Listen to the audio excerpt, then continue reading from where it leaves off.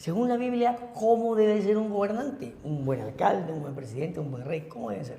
Bueno, me remito enseguida a las palabras de Jesús y le preguntaría a los que fueron elegidos y a los que ya están encargados, posesionados, ¿qué quieren ser?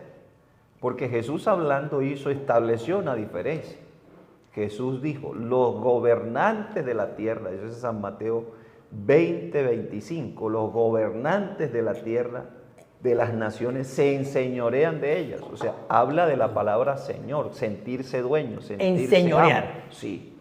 Pero también enseguida habla a los discípulos y dice, pero no será así entre vosotros, sino que el que quiera hacerse grande entre vosotros sea vuestro servidor. Lo que la Biblia muestra, lo que el Señor aconseja, lo que ese día quiso dejar claro, es que alguien que esté para servir debe ser una persona que de su corazón saque todo deseo de señorío, porque el señorío, el sentirse dueño, el sentirse amo, pierde el sentido de lo que es ser un instrumento para la comunidad. Y precisamente estamos hablando de servidores públicos. Servidores públicos. Entonces no ser amos, no ser dueños, no sentirse dueños, sino ser servidores entregados. Porque, mire, una vez un hombre de Dios estaba en una situación donde un empresario, un finquero, le dijo, mire, toma, aquí están las escrituras de una finca. Y el señor, un líder religioso, dijo, no. Entonces los muchachos que estaban ahí, amigos, digo, pero ¿qué pasó? ¿Por qué no recibió la tierra para la iglesia? Entonces le contesta al Señor, usted a mí no me puede dar esa tierra. No es que usted me la va a arreglar, esa tierra es de Dios. Aquí todo pertenece al Señor. Pues está en su fruto en este momento. Entonces, si yo se la recibo, va a ser una fórmula de papeles. Más bien usted póngala al servicio de la comunidad, al servicio del pueblo, porque esto no es suyo. Y aquí se va a quedar, estaba antes de que usted viniera y va a quedarse después. ¿Ah? Entonces, imagínese. Yo les recomendaría primero leer la Biblia. Hay un manual importantísimo para un gobernante, que es el libro de Proverbios. El libro de Proverbios es excelente para un gobernante. Pero yo le aconsejaría que lo leyera en una traducción distinta a la Reina Valera. Hay traducciones, TLA, Dios habla hoy, Palabra de Dios para todos. Si quiere le regalo algo y verá cómo lo va a regalar. Aquí vamos a ver, pues, aunque regularmente traemos políticos, oiga, la iglesia también es altamente política. Si no, ¿a dónde va después de ser juramental presidente? ¿A dónde va? Mire el Proverbio 21, ¿cómo dices? En las manos de Dios, los planes del gobernante son como un río. Toma el curso que Dios quiere darles. O sea, que las cosas que el gobernante emprende solo se dan en la voluntad de Dios. Y dice, todo el mundo cree hacer lo mejor, pero Dios juzga las intenciones, porque no se trata de hacer, sino que Dios juzgará por las intenciones con que se hicieron las cosas. Dice, más que recibir ofrenda y sacrificios, Dios prefiere que se haga justicia y se practique la honradez. Y dice, hay tres cosas. Mire, hay tres cosas que son pecado, dice. El orgullo. Creerse muy inteligente y vivir como un malvado. Entonces, ¿quererse inteligente? Sí. Imagínense. Entonces, ¿qué quiere decir eso? Hay una palabra que usted resaltó, la palabra honradez. Y la honradez tiene tres aspectos fundamentales, Richard. Mire, todo dirigente tiene que saberlo. Primero, tiene que ser una persona que de cara a los demás sea sincera. Pero también la honradez tiene una palabra que podemos subrayar, que es la integridad. Y entonces tiene que tener conciencia de sí mismo. Esas tres cosas hacen parte de la honradez. ¿Cómo miro yo a los demás? ¿Cómo pienso de ellos? ¿Cómo me doy hacia ellos? ¿Cómo me comporto con ellos? ¿Cómo hago las cosas en mi vida cotidiana? Y la otra tiene que ver con la integridad, que es algo que está completo en todas sus partes, porque yo puedo ser una persona que quiere hacer el bien y dadivosa y todo, pero entonces hay una parte de mi vida que no es coherente con lo que yo digo o practico. ¿Cómo es? Entonces qué bueno que nuestros dirigentes por los cuales tenemos que orar, porque esto no solamente es para ellos la palabra también es para nosotros, que nos invita a orar por ellos, para que vivamos quieta, justa y reposadamente en esta tierra, dice la palabra. Entonces, yo les recomendaría Proverbios, este Proverbio 21, hermosísimo. Y hay otros, como allá en el 28, por ejemplo, que dice que cuando un país está lleno de maldad, dice, muchos son sus dirigentes. Dice, pero el que es, oiga bien, el que es capaz puede recomponer las cosas, o sea, puede darle un curso distinto a las cosas. Es la esencia en el corazón lo que Claro, marca la diferencia. claro. Sí. No es a veces no es el conocimiento técnico, sino la intención con que se hacen las cosas. Así es, que Dios la juzga, porque algunos al no entender piensan que es solo hacer, pero Dios juzga las intenciones con que se hacen las cosas. Yo le puedo ofrecer algo, yo le puedo decir, Richard, tome esto, pero ¿con qué intención lo hago? Qué bueno cuando las cosas son inspiradas en el amor hacia los demás y por el sentir y la pasión que tengo del servicio. Y de verdad tenemos unas grandes expectativas, nos sentimos muy contentos, estamos orando por Guatemala, estamos orando por los dirigentes y esperamos de ellos que se dejen guiar de la mano poderosa de Dios.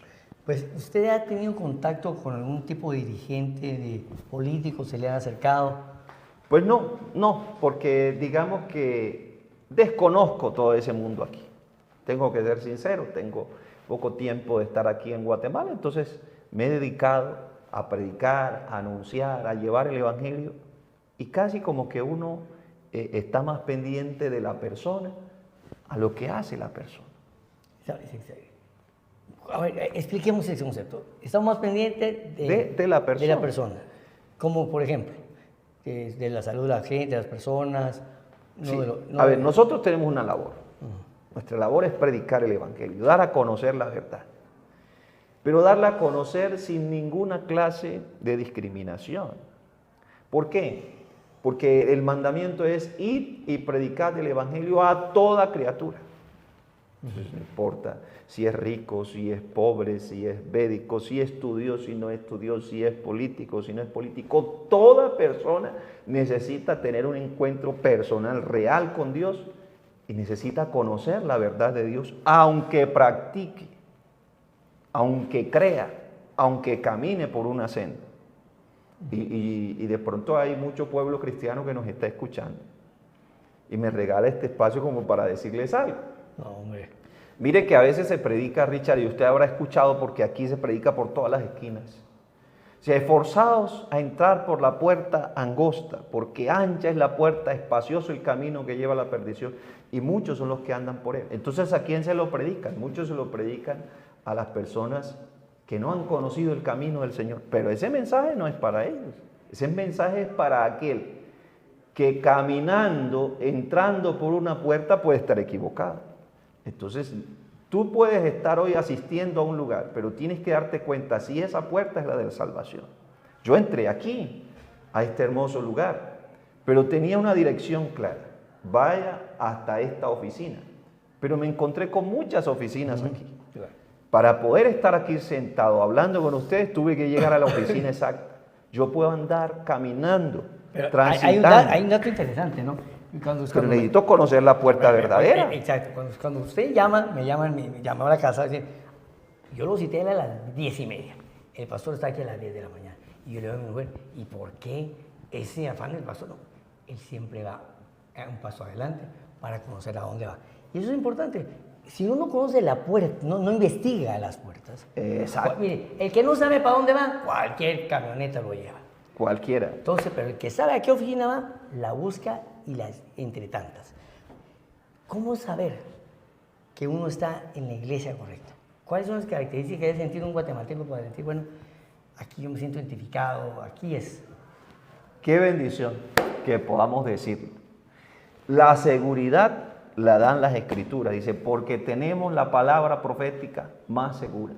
Si no se predica que hay un solo Dios, estoy en el lugar equivocado, porque no hay más. Él mismo lo dice.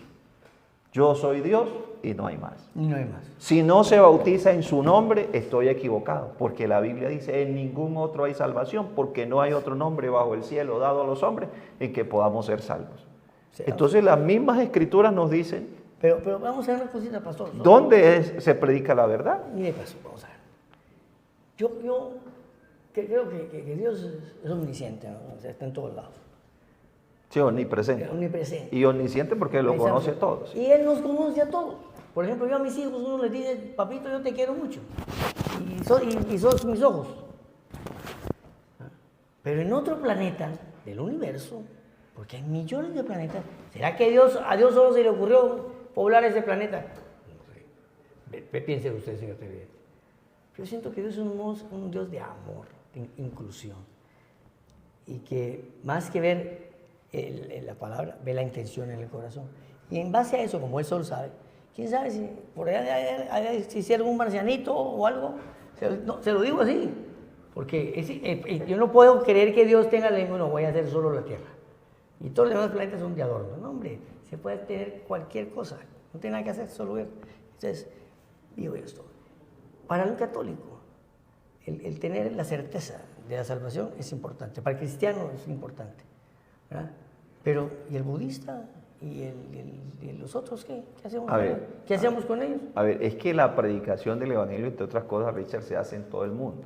Y ya que ha hecho referencia a la Iglesia Católica, mire, mi admiración. Porque yo nací en un hogar católico. Yo fui monaguillo de la iglesia desde los 10 años. Así que yo conozco de cerca y sé de cerca porque fui parte activa. Yo les preguntaba a muchos si han tenido la oportunidad de barrer en el templo y todo eso, y yo sí lo hice, porque yo lo hice. Pero Dios, que es tan bueno, que es tan maravilloso, se revela a los hombres. Y hoy no hay un lugar donde no se esté predicando el Evangelio. Y incluye a todos. Ahora, ¿qué es importante? ¿En qué organización se hace o lo que se hace? Porque si una persona vive de acuerdo a los principios cristianos, pues puede ser agradable a los ojos de Dios. Lo que pasa es que la gente a veces es más fácil seguir organizaciones que seguir a Cristo. Eso también dice el pastor. Aquí no queremos seguir a Cristo. Y la gente se mete en una personería jurídica. Y son fieles y devotos y seguidores del pastor, no de Jesús. Es que le va a explicar. Mire que a mí me han ofrecido en 25 años de carrera decir, mire, usted no diga Iglesia Pentecostal Unida. ¿Para qué va a decir eso? Diga la iglesia del pastor Eber, porque le van a seguir más. Y resulta que esa es nuestra tendencia y la equivocación como seres humanos. Y por esa razón los hombres son engañados, y por eso dice la Biblia que se levantarán falsos profetas. Y por eso es que predico el Evangelio, porque hay muchos que predican engaño. Por eso estoy aquí, por eso dejamos familia, por eso dejamos todo, porque creemos que hay que predicar la verdad de Cristo, y porque en medio de las tinieblas que pueden nublar la mente de muchos, la luz tiene que ser anunciada. Por esa razón. Interesante. Vamos a ver una cosa. Hay muchas personas que, como yo, tenemos tremendas debilidades de carácter. Bohemios, si ustedes quieren llamar. Otros tienen más inclinación a los temas de la carne, del orgullo, ¿no? La gente siempre anda pensando en pecar. Usted no puede garantizarle a su iglesia que no van a pecar, porque están hechos de carne y sangre. Pero aún así podemos seguir adelante. Pastor, háblele a estas personas que están allá detrás del lente de la cámara y denle unas palabras a aquellas personas que están agobiadas por sus propias debilidades. Puede ser el sexo, las drogas, el alcohol. Oiga, increíble, oiga, el celular es una de las mayores adicciones del mundo. Así es. Rompe familias. Impresionante. O sea, ¿qué le diría usted a toda esta gente? Porque yo no lo voy a hacer aquí. Ya hablamos un poco, creo que tengo un mensaje. A ver, mis televidentes sean mejores y tal vez yo cacho algo ahí. Hay dos cosas que usted ha mencionado allí. Una es el cambio para aquellos que de pronto, como dice pues, presos, cautivos, como la Biblia lo describe, en el pecado y demás, decirles que hay un mensaje que sí transforma vidas.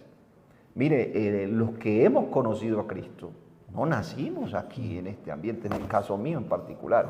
Y dice, de modo que si alguno está en Cristo y Cristo en él, nueva criatura es. Y dice, las cosas viejas pasaron, he aquí, todas son hechas nuevas. O sea que tú sí tienes oportunidad de ser una nueva criatura, una nueva persona. Tú sí tienes la oportunidad. Pero ¿cuándo comienza? Eso es muy sencillo. Hay que abrir el oído a la palabra, porque la palabra es una semilla que se siembra y que da fruto. Obviamente no en todos igual, porque Cristo dice al 30, al 60 y al 100 por uno. El caso de las redes sociales, podríamos decir que se convierte en una adicción para la persona y puede llevarla a cometer un sinnúmero de errores, pero también puede ser un elemento positivo para poder llegar con la palabra y para poder transmitir la experiencia de cada uno. ¿Sabe qué sucede, Richard? Y amigos televidentes, que cuando la persona se vuelve presa de las redes sociales, quiere satisfacer en cierta manera un ego, una vanidad. Una vanidad. Cada clic es una carga de dopamina usted. Pero no es nuevo, no es nuevo. No. No es nuevo, le voy a decir. Mire lo que pasó y mire lo que genera. Porque en la Biblia se dice que cuando entró David, unas mujeres comenzaron a cantar. Saúl mató 10,000, miles, y David mató 10,000. Entonces, claro, cuando dijeron Saúl mató miles y David 10,000, enseguida él sintió celos y dijo, ¿cómo así que a David le van a dar 10,000 y a mí, Saúl, que soy el rey, me van a dar miles? Entonces hay gente que vive en las redes sociales pensando cuántos likes le dieron a aquel y cuántos me dieron a mí, cuántas reproducciones tengo y cuántas reproducciones no tengo. Entonces, ¿qué generó eso? Generó en el rey envidia, generó en el rey odio, generó en el rey ganas de destruir a quien le había ayudado a mantenerse inclusive allí y a tener salud. Entonces, para mí es importante que la persona sepa manejar eso, sepa controlar ese ego, sepa controlar esas ganas y ese deseo de ser reconocido.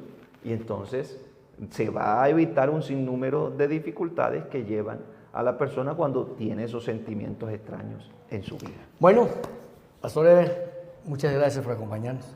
A veces yo lo escucho y a veces voy cuando estoy con ustedes allá en la zona 1, porque imagínense, pone la iglesia a todo volumen, la predicación y las alabanzas, pero yo estoy enfrente y me toca, ya, estoy hecho. Fíjense, yo quiero destacar la labor que hacen los misioneros, no solo de la iglesia pentecostal, sino que de todas las iglesias evangélicas y católicas de Guatemala. Destacar ese deseo, ese cariño por llegar hasta el último rincón del país para llevar un poquito de aliento, ¿verdad? Porque regularmente los que llegan a esas comunidades no solo llegan con la palabra, sino también con cosas para compartir con los demás. Así que muchísimas gracias, mi pastor. A ustedes, Richard, a ustedes, y a amigos todos. Televidentes, mis respetos, mi cariño, mi agradecimiento.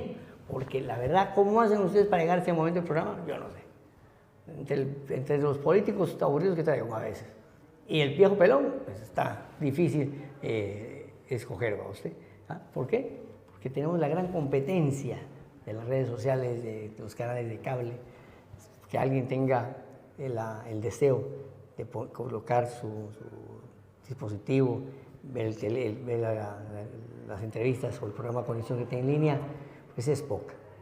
Lo que la gente más se entretiene es en la vanidad de la vanidad. Así que muchas gracias, mi pastor, y le agradezco estas palabras, de aliento. Ojalá le lleguen a don Bermio, mire, fácilmente hagan las cosas bien y todo va a estar hecho.